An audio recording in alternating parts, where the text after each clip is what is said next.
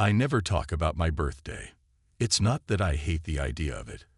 I mean, who wouldn't want a day all about them? But there's a weight that comes with it, a pressure that builds every time the date gets close, like a storm gathering at the edge of a horizon. It's not something I can explain to people, not even my fiancée. She tries, though. Every year, she asks, with that sweet concern in her voice, "Why don't you ever celebrate your birthday? Was it something that happened when you were younger?" And every year, I smile, shake my head, and tell her it's no big deal. But it is. It always has been. I just can't say why. This year was no different. I stood in the kitchen, staring at the cake she'd made, the candles flickering in front of me like they were daring me to make a wish. But my mind was somewhere else, pulled back to when I turned 13. That was the year everything changed. The year of the lockdown. The year I stopped being a kid. And the funny thing is, I hadn't even thought about what I'd wished for back then. On the morning of my 13th birthday, I just remember feeling hopeful. Excited, even. That was before he showed up. It was early evening when the knock came. I remember my mom was making dinner, something simple like spaghetti. My dad was still at work, and I was in the living room, flipping through channels when I heard the knock. It wasn't a friendly, neighborly kind of knock. It was sharp, precise, official. I saw my mom pause, a strange look flashing across her face before she wiped her hands on her apron and went to the door. And when she opened it, there he was, clipboard man. He didn't look like much at first. Just some guy in a suit, maybe in his 30s, with a clipboard tucked under his arm. But there was something about the way he stood there, so calm, so detached, that made my skin crawl. He didn't even greet my mom properly, just showed her the clipboard and said, "Ma'am, there's been an incident in the area. We're implementing a 72-hour lockdown." His voice was so even, so rehearsed, like he'd done this 100 times before. "There's been a chemical exposure. It reacts violently with sleep. No one in your household is to fall asleep. Not for 72 hours. My mom's face went pale. I think at first she thought it was some kind of prank or mistake. I mean, who the hell tells people they can't sleep for 72 hours? But then she saw the armed guards on the street, 3 of them, standing there with rifles slung over their shoulders. Their faces looked tired, worn out, like they'd been up for days. That's when I knew it wasn't a joke. Something was seriously wrong. Clipboard man explained quickly, his words clipped and precise. A chemical had been released somewhere nearby. How or why wasn't clear, but it reacted with REM sleep in a way that could kill you. If you fall asleep, he said, you won't wake up. He wasn't offering any comfort either. No explanations beyond the basics, just a set of rules. We had to hand over all phones and communication devices. The internet would be cut off. And we were forbidden from leaving the house. Then he gave us these small, preloaded syringes, booster shots to keep us awake. I remember the first shot stinging a little, but it wasn't the physical pain that got to me. It was the silence that followed after Clipboard Man left. My mom just stood there, the door still open, staring down the street where the guards were now stationed at both ends of the block. There were no cars, no people, just this eerie, enforced stillness. It felt like we'd been cut off from the world, as if the outside didn't exist anymore. When my dad got home, he didn't take the news well. He was always the protector, the serious one, and he hated not having control over a situation. I watched as my parents argued in the kitchen, their voices low but intense. My mom kept trying to reassure him, saying things like, "It's just 3 days. We'll be fine." But my dad wasn't having it. "They can't just lock us up like this without telling us why." He kept saying, "There's more to this. There has to be." By the time night fell, the tension in our house was palpable. My mom busied herself in the kitchen again, trying to act like things were normal, but her hands were shaking. My dad kept pacing, checking the windows like he was expecting something worse to happen. And me? I just sat there, trying to understand how my 13th birthday had turned into something out of a nightmare. All I wanted was to play my new video game and have dinner with my family. Instead, I was stuck in some kind of government lockdown, unable to sleep, with no idea what was coming next. As I lay on the couch that night, staring at the ceiling, I remember hearing the faint sound of footsteps outside. Those guards, probably. They seemed just as trapped as we were, standing there, rifles in hand, their faces pale and tired. I wondered how long they had been awake. What would happen to them if they fell asleep? Would we be next? I couldn't shake the feeling that this was only the beginning. The first night was the hardest, or at least that's what I thought at the time. Looking back, I had no idea just how much worse things would get.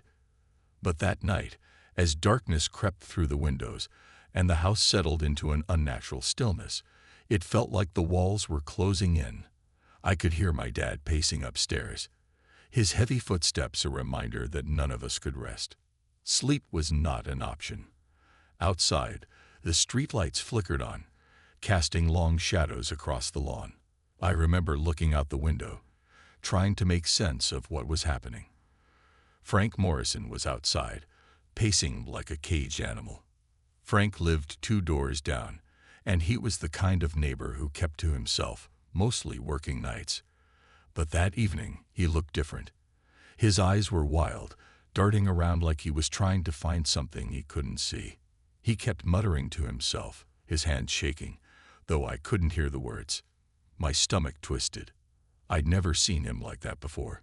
Inside, the air felt thick, like it was charged with some kind of invisible tension.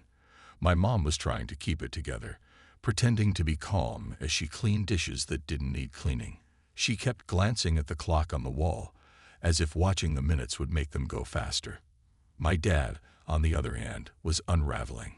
He sat down at the kitchen table, staring at the pile of confiscated electronics, his jaw clenched so tightly I thought his teeth might shatter.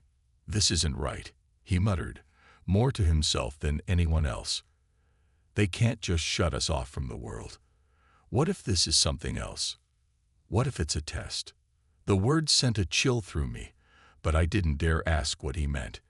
Instead, I sat there, too afraid to move, my heart pounding in my chest. The booster shot they'd given us earlier had kicked in, and I felt wired, like I'd drunk way too much caffeine.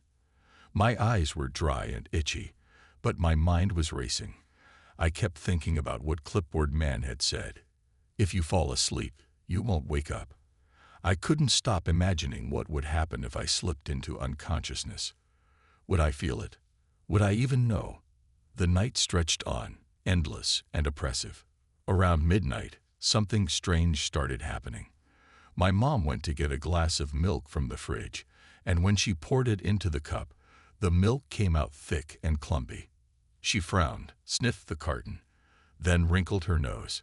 "It's spoiled," she said, her voice small. "It's gone bad overnight."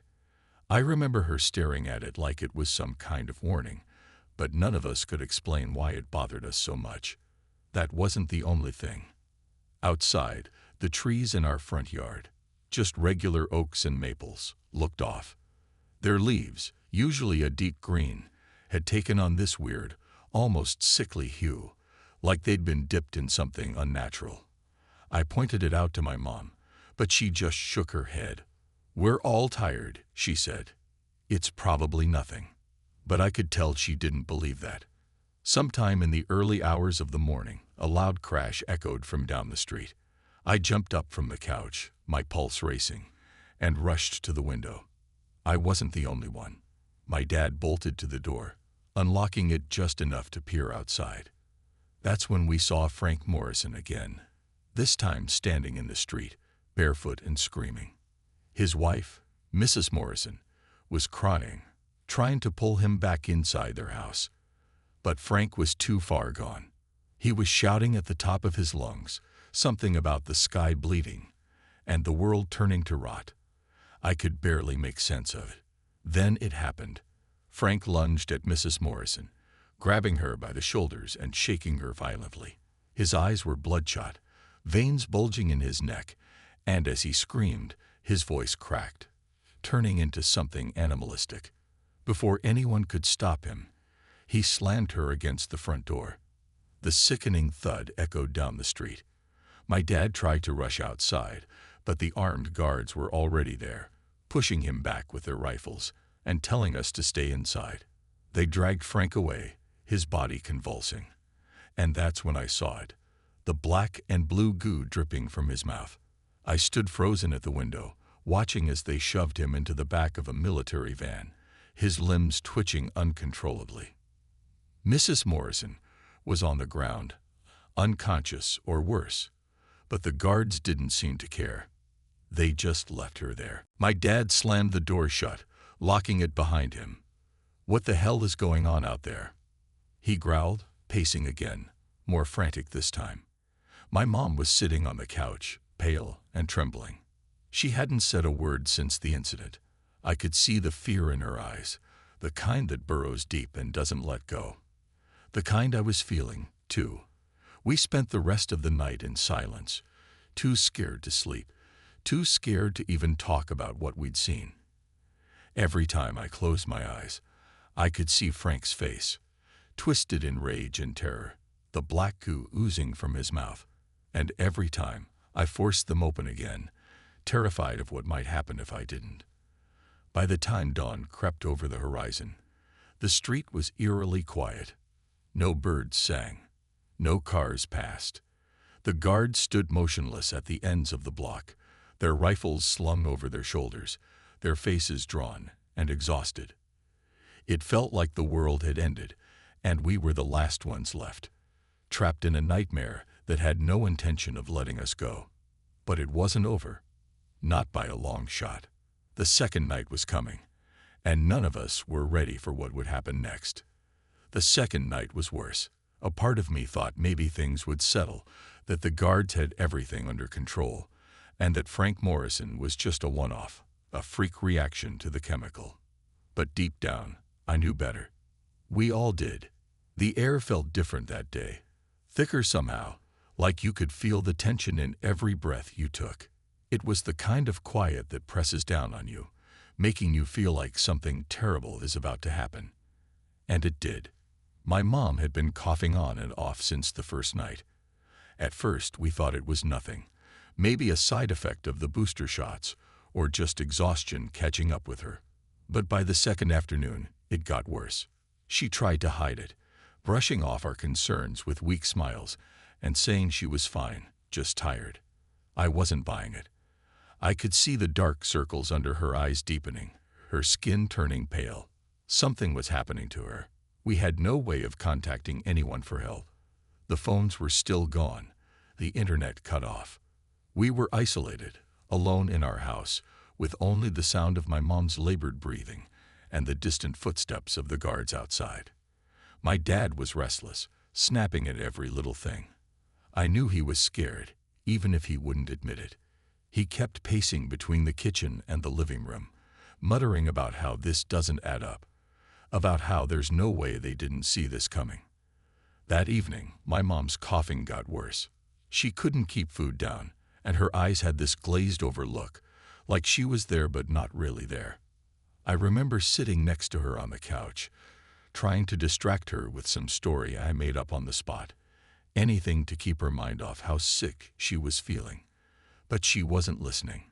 She kept drifting in and out, her eyelids drooping dangerously low. My dad had warned me not to let her fall asleep, no matter what. The terror in his voice had made it clear this wasn't just a precaution. It was life or death.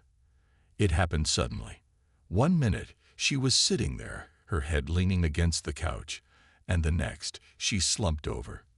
I shook her, gently at first, then harder. "Mom, Mom, wake up." My voice cracked, panic rising in my chest. I called for my dad, who rushed in from the kitchen, his face going pale the moment he saw her. "No, no, no, not yet," he mumbled, shaking her harder than I had. "You can't. Not yet." Her body twitched violently, and she started convulsing, her mouth opening wide, as a thick, black goo poured out. It mixed with something else. blue, almost fluorescent, seeping from her nose and eyes. It was horrifying. Something out of a nightmare. And yet I couldn't look away. My dad kept shaking her, screaming at her to wake up. But it was too late. Her body was giving in, collapsing under the weight of whatever that chemical had done to her. I couldn't move. I was frozen, watching my dad crumble before my eyes as my mom's body seized and twitched, her chest rising and falling rapidly, like she was struggling to hold on. But the goo kept coming, pooling on the floor, thick and sticky, like something rotten had burst inside her. I thought about what Clipboard Man had said. If you fall asleep, you won't wake up. But this wasn't just sleep. This was something else, something darker. I didn't want to know what came next.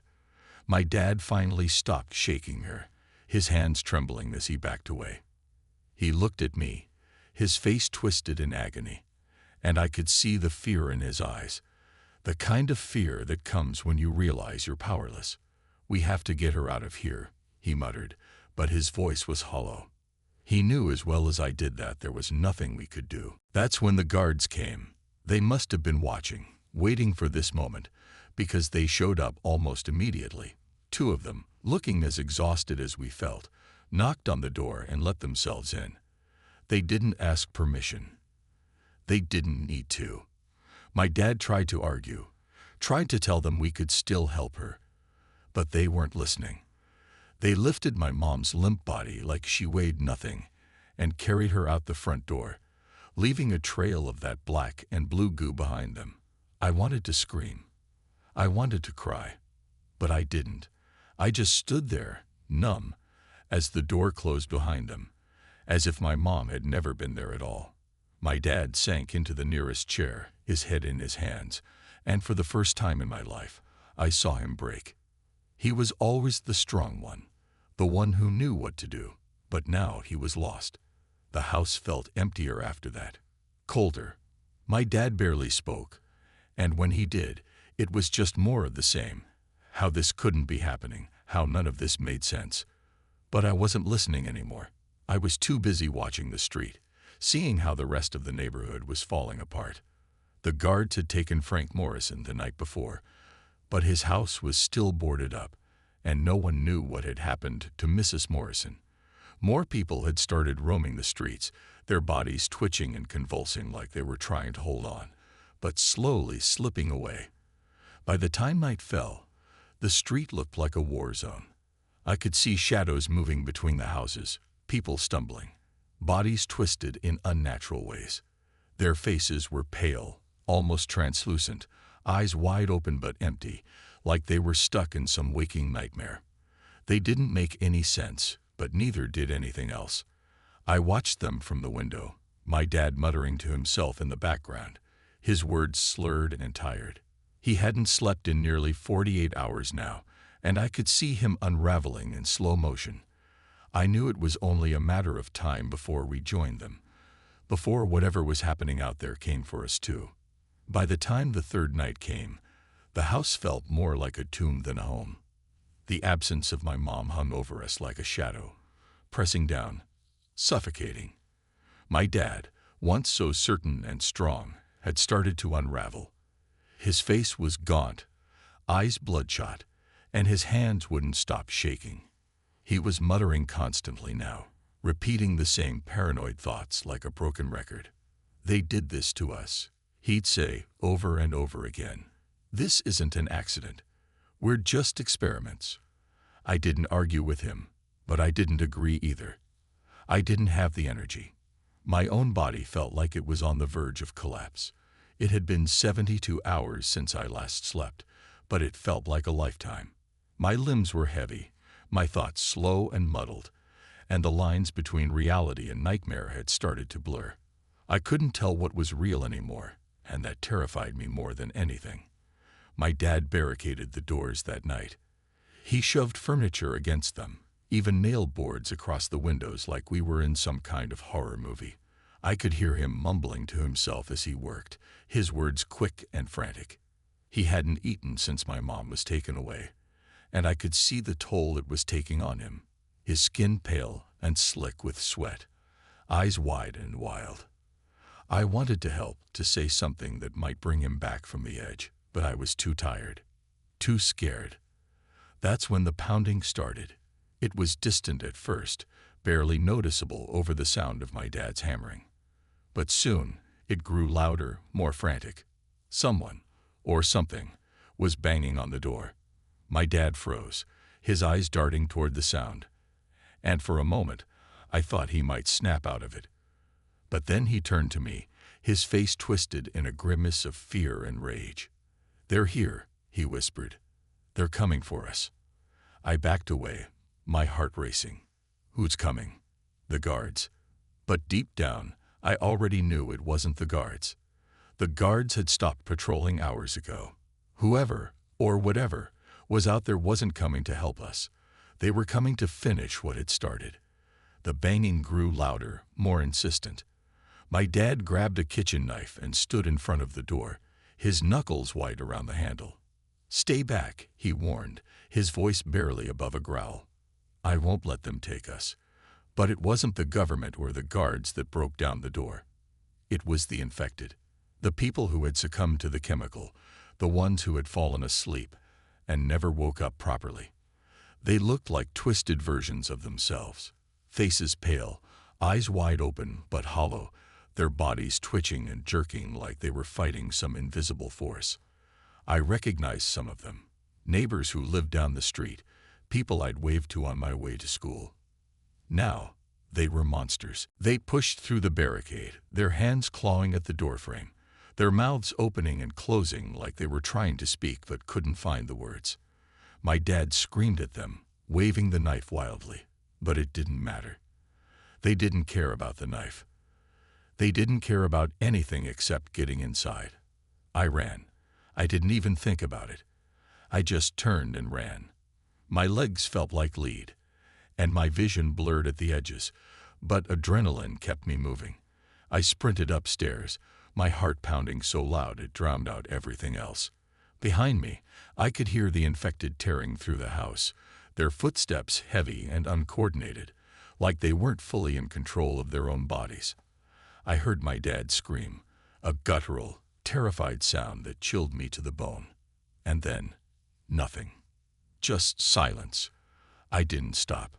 I threw myself into the closet in my bedroom, slamming the door shut behind me, my hands trembling so badly I could barely turn the lock. I pressed my back against the wall, pulling my knees to my chest, trying to make myself as small as possible. My breathing was ragged, uneven, but I tried to stay quiet. I tried not to think about what was happening downstairs.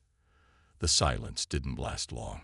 Soon, I could hear them again, their footsteps thudding up the stairs, the sound of furniture being knocked over, the walls shaking as they moved through the house. I could hear them breathing. Raspy, shallow gasps, like they were struggling just to exist. They were getting closer, and I knew if they found me, it was over. I squeezed my eyes shut, holding my breath, waiting. I could hear them in my room now, shuffling around, their footsteps heavy against the floor. Something slammed into the closet door, hard enough to make it rattle on its hinges, and I bit down on my lip to keep from screaming. I couldn't move. I couldn't even think. All I could do was hope that they'd move on, that they wouldn't find me. Minutes passed, maybe longer. I lost track of time, my mind too hazy, too full of fear to think clearly. Eventually, the footsteps moved away, and the house fell quiet again. I didn't move. I couldn't trust the quiet. For all I knew, they were still out there, waiting for me to slip up, waiting for me to let my guard down. Hours passed. I don't know how long I stayed in that closet, but by the time I finally dared to move, the sun was rising. I peeked out through a crack in the door, my heart racing, and saw that the hallway was empty. The house was trashed, furniture overturned, the walls smeared with that black and blue goo, but the infected were gone. For now. I stumbled out of the house, my legs weak and shaking. I didn't look back. I couldn't. The street was empty, too, silent, deserted, as if the whole neighborhood had been swallowed up by some unseen force. I wandered for hours, or maybe days. I wasn't sure anymore. All I knew was that I had survived, but I wasn't sure how much longer I could hold on.